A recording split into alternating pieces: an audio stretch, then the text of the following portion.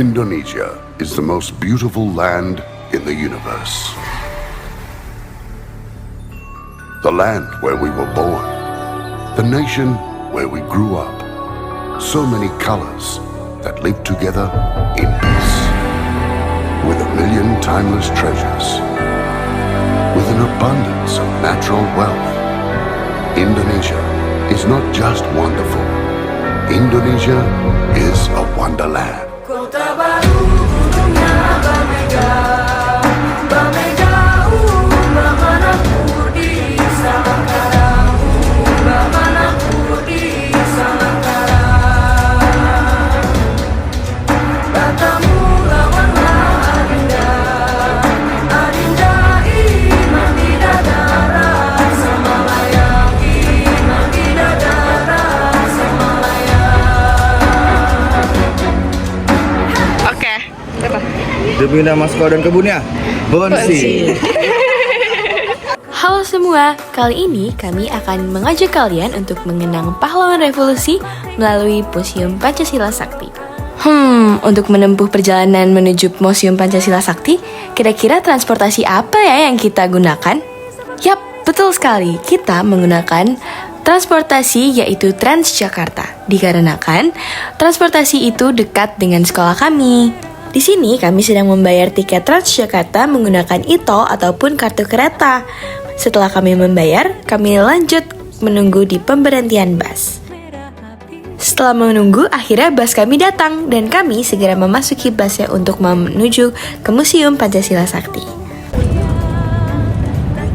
Dari pemberhentian transportasi Transjakarta yang tadi kami tunggu, akhirnya kami menuju pemberhentian transportasi Transjakarta Kampung Melayu.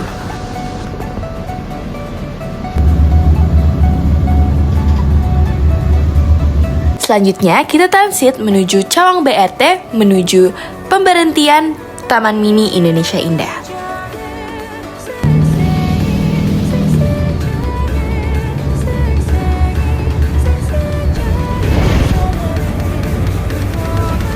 Di sini kami berkesempatan untuk duduk di dekat dengan supir bus wanita yang mengendarai Transjakarta.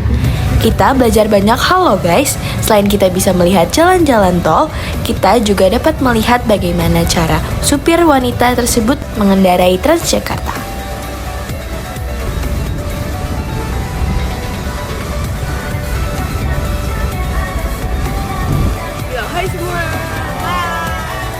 Setelah menempuh perjalanan di Transjakarta, akhirnya kita menuju Museum Pancasila Sakti. Nah, ini dia Museum Pancasila Sakti.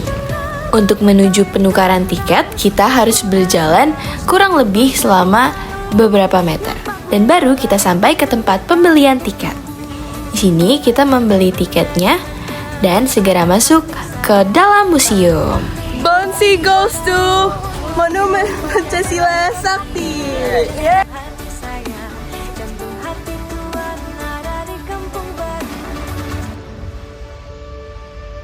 Ada apa, Resta?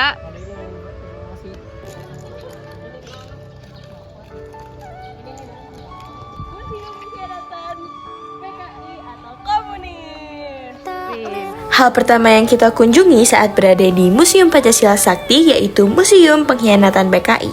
Kira-kira kalian tahu nggak isi Museum Pengkhianatan PKI? Nah, Museum Pengkhianatan PKI menceritakan sejarah-sejarah pemberontakan yang bertujuan menggantikan dasar negara Pancasila dengan komunis yang bertentangan dengan Pancasila sampai pada pemberontakan kedua yang terkenal dengan nama Gerakan 30 September atau G30 SPKI. Di awal pintu masuk, kita akan disambut dengan beberapa koleksi foto pemberontakan PKI, pengangkatan jenazah 7 pahlawan revolusi, dan beberapa diorama yang menceritakan tentang pemberontakan PKI di berbagai daerah Indonesia.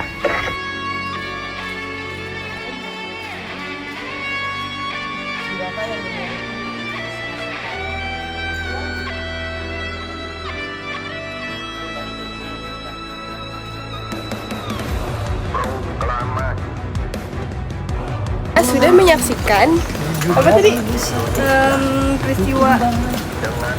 peristiwa PKI. kita lanjut ke gedung selanjutnya. Hal kedua yang kita kunjungi yaitu Museum Paseban. Museum Paseban yang terletak di Kompleks Monumen Pahlawan Revolusi ini diresmikan oleh Presiden Soeharto pada tanggal 1 Oktober 1981, bertepatan dengan Dwi Windu atau Hari Kesaktian Pancasila.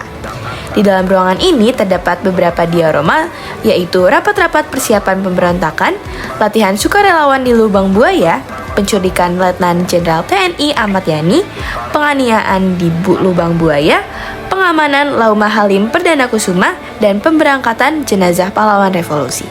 Usaha terhadap pemerintahan Republik Indonesia dan mengganti dasar negara Pancasila telah 2 kali dijalankan.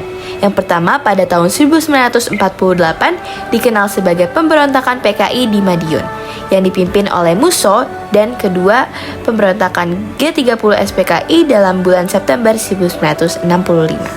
Selain itu, tempat ini juga terdapat foto ketujuh pahlawan revolusi yang ukuran foto tersebut sudah diperbesar dari aslinya. Nah, selanjutnya kita sudah berada di ruang relik nih. Ruang relik merupakan tempat dipamerkannya barang-barang, terutama pakaian yang mereka kenakan ketika mereka diculik, disiksa, sampai akhirnya dibunuh. Dengan hasil visum dari dokter, selain itu terdapat pula aqualung, sebuah alat bantu pernafasan yang digunakan untuk mengangkat jenazah 7 pahlawan revolusi di dalam sumur tua. Monumen Pancasila Sakti memiliki ruang teater yang memutar film dokumentasi peristiwa G30 SPKI yang berdurasi 30 menit juga. Dimulai dari peristiwa penculikan, penyiksaan, pengangkatan jenazah pahlawan revolusi, hingga pemakaman ke Taman Makam Pahlawan Kalibata.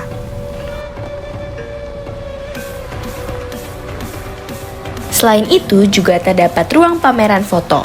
Ruang pameran foto menyaksikan foto-foto pengangkatan jenazah pahlawan revolusi dan pemakamannya di Taman Makam Pahlawan Kalibata. Di sini terdapat banyak foto yang menegangkan dan juga sangat berkesan bagi Indonesia loh.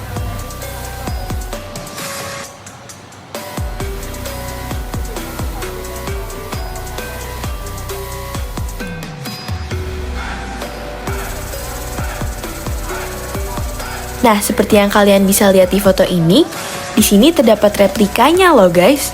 Sama seperti aslinya dan masih tersimpan di Monumen Pancasila Sakti. Ini adalah tank pembawaan jenazah ke kubur di Kalibata untuk dikuburkan di Kalibata. Masih kokoh sampai sekarang. Tersimpan rapi di Museum Pancasila Sakti.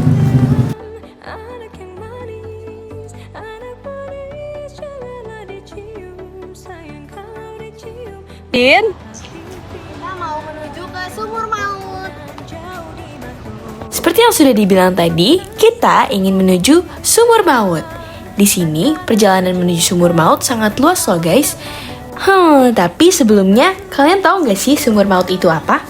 Sumur Maut yaitu sumur tua tempat pembuangan 7 pahlawan revolusi, yaitu Jenderal TNI Anumerta Ahmad Yani, Letnan Jenderal TNI Anumerta MT Haryono, Letnan Jenderal TNI Anumerta Siswondo Parman, Letnan Jenderal TNI Anumerta Raden Seoputro, Mayor Jenderal TNI Anumerta Donald Isaac Panjaitan, Mayor Jenderal TNI Anumerta Sutoyo Sismohorejo, Kapten CZI Anumerta Pierre Andreas Taedan.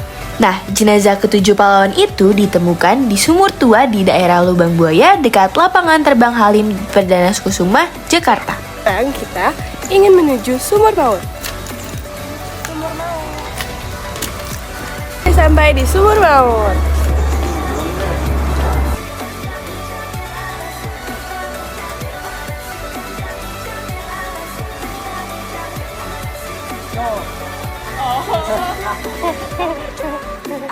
Di sebelah Sumur Maut terdapat rumah penyiksaan, yaitu tempat para pahlawan revolusi disiksa di mana Mayor Jenderal TNI Siswondo Parman dipaksa untuk menandatangani surat pernyataan untuk mengakui bahwa mereka adalah Dewan Jenderal. Menuju Sumur Maut, kita akhirnya sampai ke patung 7 jenderal. Nah, ini dia ikon dari 7 patung pahlawan revolusi di Monumen Pancasila Sakti. Namun, jika diperhatikan, Mengapa sih di Monumen Pancasila Sakti hanya ada 7 patung pahlawan revolusi? Bukannya 10 ya? Karena peristiwa ini di Lubang Buaya hanya ada 7 pahlawan yang peristiwanya berada di Lubang Buaya. Sementara ketiga pahlawan revolusi lain juga gugur dalam peristiwa kentungan di daerah Yogyakarta. Nah, akhirnya kita sudah berada di dapur umum.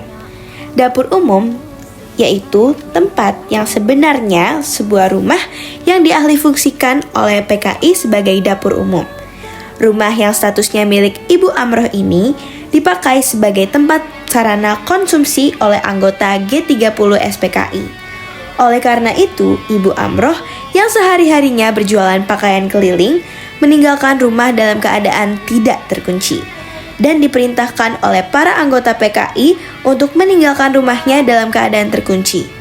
Tetapi saat kembali ternyata rumahnya sudah dalam keadaan berantakan. Hampir semua benda di dalam rumah tersebut menghilang.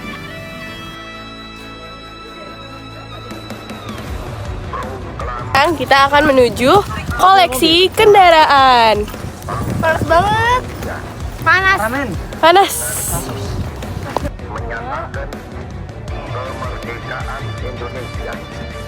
Nah, di sini kita bisa melihat koleksi dari mobil-mobil orang-orang penting maupun jenderal-jenderal pada masanya.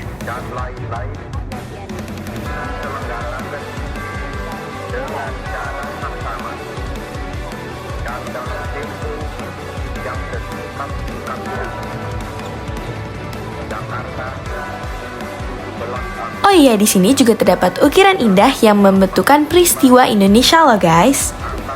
Setelah mengobservasi tentang banyaknya hal-hal yang berada di Monumen Pancasila Sakti, akhirnya kita pulang dan menuju ke sekolah. Bye!